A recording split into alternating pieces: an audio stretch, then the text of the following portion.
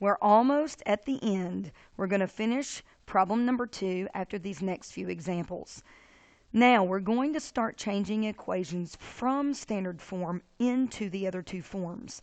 We've seen how to change from factored form into standard and from vertex form into standard, but now we're going to change from standard into factored form. Well, all you have to do, guys, is simply factor. That's all we're doing. So if I ask you to factor number 1, the first thing you always look for is a GCF. So don't change the y to 0, just keep it y. Is there a GCF? Yes, 3x. 3x times 2x gives you 6x squared.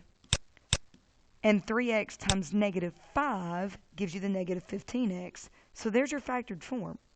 Not a big deal here, you're just factoring. So on number 2, you're looking for a GCF. Is there one? No. Well, there's 3 terms. Do you go to difference of 2 squares or do you use the AC method? You use the AC method.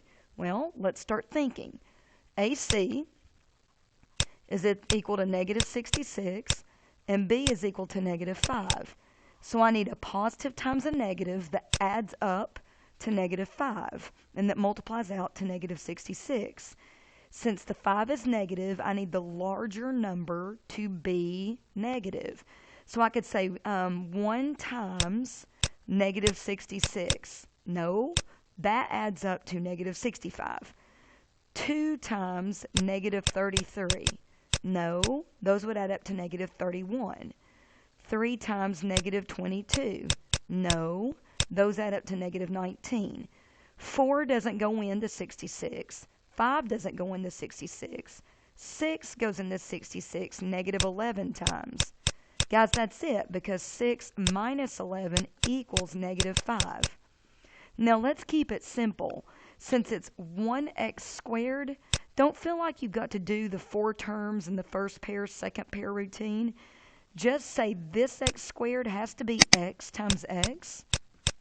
And you've said plus 6 and minus 11. That should do it. Well, wait a minute. How do you check that?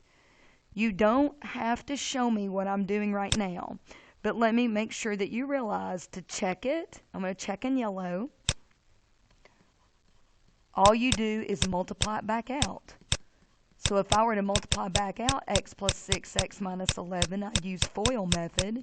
First is x squared, outer is negative 11x, inner is positive 6x, last is negative 66. Y equals x squared. Like terms give me negative 5x minus 66.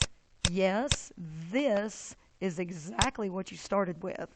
So don't forget the way you check your factoring is just to multiply it out. Well, what else might we have? Okay, on number 3, I want to do the same thing. I'm going to factor. Is there a GCF? No. It's a trinomial, so let's do AC method. So let's see here. The AC would be 2 times 21 is 42. I need the 2 factors to add up to 13. So I need a positive times a positive.